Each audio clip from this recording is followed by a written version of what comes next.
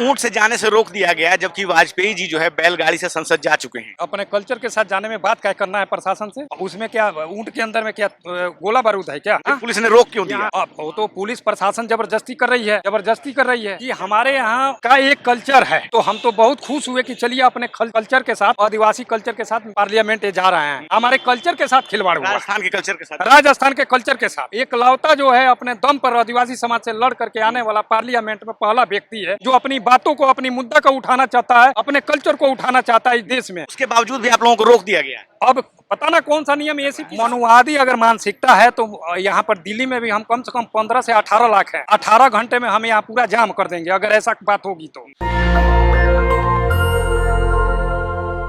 नमस्कार, आप देख रहे हैं नेशनल दस्तक और आज संसद के सत्र का दूसरा दिन चल रहा है। आज कल 280 सांसदों ने शपथ लिया और आज लगभग 263 नए सांसद जो है शपथ लेंगे। और इसी क्रम में आज जो है नवनिर्वाचित सांसद राजस्थान के बांसवाड़ा से राजकुमार रौत, जो कि भारत आदिवासी पार्टी से ताल्लुक रखते हैं, आज वो भी शपथ लेने वाले हैं। और संसद जाने के लिए आज उन्होंने ऊंट के साथ जाने का निर्णय लिया था, लेकिन दिल्ली पुलिस ने उन्हें रोक लिया। तो उनकी पार्टी के कुछ लोग हैं, उनके समर्थक हैं, हम उनसे बात करते हैं। जिस तरह से राजकुमार रौत जी को रोका गया है, जबकि पहले भी जो है वाजपेयी जी संसद बैलगाड़ी से जा चुके हैं, क्या कहना चाहेंगे आप?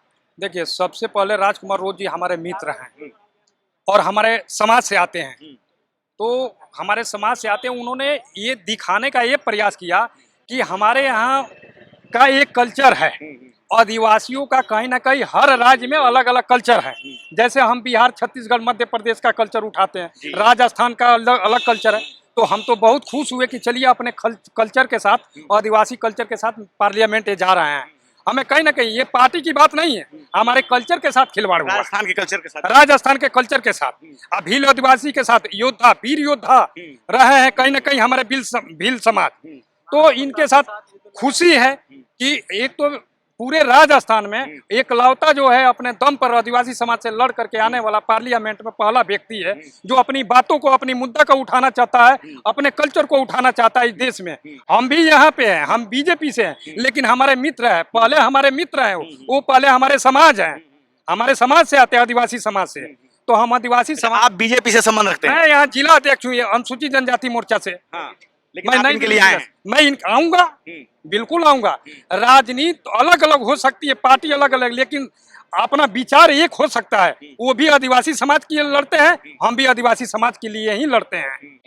अगर पार्टी आप पे कुछ कार्रवाई करती है कि आप दूसरी पार्टी के सांसद के में जो है एक तरह से वेलकम कर रहे हैं, वो दूसरी पार्टी का है क्या? भारत आदिवासी पार्टी से है, हम आदिवासी हैं, भारत के आदिवासी हैं, मूल निवासी हैं।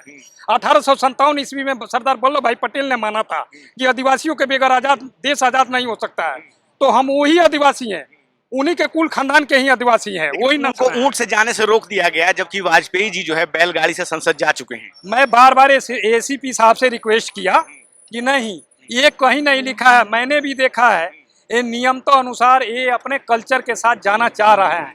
पार्लियामेंट के अंदर आप मत जाने दीजिए, आप गेट तक अंदर जाने दीजिए। कहीं ना कहीं इस न्यूज को देख करके माननीय प्रधानमंत्री इस बात से जो है ये दुखी होंगे कि हम आदिवासियों के लिए इस देश में क्या क्या कर रहे हैं। आज आदिवासी समाज के मेंबर ऑफ पार्लियामेंट को रोक दिया गया, कहीं ना कहीं प्रशासन पे कार्रवाई होने की पूरी उम्मीद है। मैं प्रधानमंत्री जी से और माननीय राष्ट्रपति जी से मैं निवेदन करता हूं, और मैं नई दिल्ली जिला अध्यक्ष मनोज कुमार गोंड, कहीं ना कहीं नई दिल्ली अनुसूचित जनजाति मोर्चे का जिला अध्यक्ष हूँ। वो हमारे समाज के व्यक्ति हैं, मैं उनके साथ में आया था, शोभा बढ़ाने के लिए आया था, आदिवासी कल्चर के हिसाब से मैं यहाँ आया था उनको सम्मान देने के लिए। लगता है आदिवासी होने के कारण आप लोगों को रोक दिया गया, उनको रोक दिया गया, जबकि वो नवनिर्वाचित सांसद? अभी आपको बता देता हूँ कि तीसरी बार प्रधानमंत्री जी प्रधानमंत्री बने हैं। उनको ये मालूम है कि आदिवासी बहुमूल्य इलाकों में आदिवासियों ने अभी स्थापित अभी जो सरकार बनी है, आदिवासियों की बहुत बड़ी अहम भूमिका रही है। अदर देख लिए, छत्तीसगढ़ हो, मध्य प्रदेश हो, उड़ीसा हो, लेकिन उसके बावजूद भी आप लोगों को रोक दिया गया है। अब पता ना कौन सा नियम एसीपी एक्ट के हिसाब से आपको रोका गया, जैसा कि वो बता रहे हैं। नहीं, हाँ, तो हमें भी बुरा लग रहा है इस बात को, हमारे शब्दों को और हमारे विचार को अगर शासन, प्रशासन और पार्लियामेंट में अगर ये आवाज देख रहे हैं वो कोई, तो इस पे जल्द से जल्द ये हमारे मेंबर पार्लियामेंट से जो है माफी मंगवाना चाहिए। यहाँ पे प्रशासन आकर के माफी मांगे कि हमारे गलती हुआ है। सर क्या कहना चाहेंगे आप, जिस तरह से अभी जो है राजकुमार राउत जो है ऊंट से संसद की ओर जाना चाहते थे, वाजपेयी जी बैलगाड़ी से जा चुके हैं, लेकिन परसू क्रूरता अधिनियम का हवाला देके पुलिस ने उन्हें रोक दिया। सर इसीलिए आदिवासियों लोग को रोका जा रहा है। आदिवासी जो है ना, आदिवासी अपने समाज के लिए काम करना चाहते हैं। ये प्रधानमंत्री जी के पास भी गया ये मैसेज, प्रधानमंत्री जी ने बोले कि हम आदिवासियों के लिए हम ये आदिवासी के विचार पे हम काम करेंगे। लेकिन ये आज देख रहे हैं राजकुमार राउत जी के लिए रोक दिया गया, जो ऊँट से जा रहे हैं। कि बैलगाड़ी से भी प्रधानमंत्री अटल बिहारी वाजपेयी जी गए थे, तो पहली बार हमारे आदिवासी समाज से भील जात से जीत के आए हुए यहाँ से सांसद बने हैं। तो इसलिए हम लोगों के आदिवासी की उजागर करना चाहते हैं कि सारे हमारे आदिवासी भाइयों एक रहें। तो प्रधानमंत्री जी ने भी कहे कि हमारे आदिवासी भाइयों के, हमारे इतने बहुमूल्य क्षेत्रों में आदिवासी जीत के आए हैं, हमारे जो बीजेपी से ही है। यही मैं कहना चाहता हूं कि हम लोग का भी विचारधारा प्रधानमंत्री जी रखें। तो आपने सुना ये जो है सर अब तो वो खैर चले गए हैं अपनी गाड़ी से, लेकिन आप लोगों ने क्या पहले पुलिस से बात नहीं की थी, जैसा कि पुलिस बार बार उन्हें रोक रही थी? अपने कल्चर के साथ जाने में बात क्या करना है प्रशासन से? उसमें क्या ऊँट के अंदर में क्या गोला बारूद है क्या? फिर पुलिस ने रोक क्यों दिया? वो तो पुलिस प्रशासन जबरदस्ती कर रही है, जबरदस्ती कर रही है। क्या कारण हो सकता है? उन्होंने जो कारण दिया, उन्होंने अपने कारण बताया, आपको क्या लगता है? क्योंकि पहले भी बैलगाड़ी से प्रधानमंत्री वाजपेयी भी, जो पूर्व प्रधानमंत्री, वो जा चुके हैं। यह वीडियो जहां तक मुझे पूरा उम्मीद है कि हमारे सरकार के पास जाना चाहिए। हमारे सरकार देखने के बाद हमारे माननीय प्रधानमंत्री जी खुद एक्शन लेंगे, खुद एक्शन लेंगे।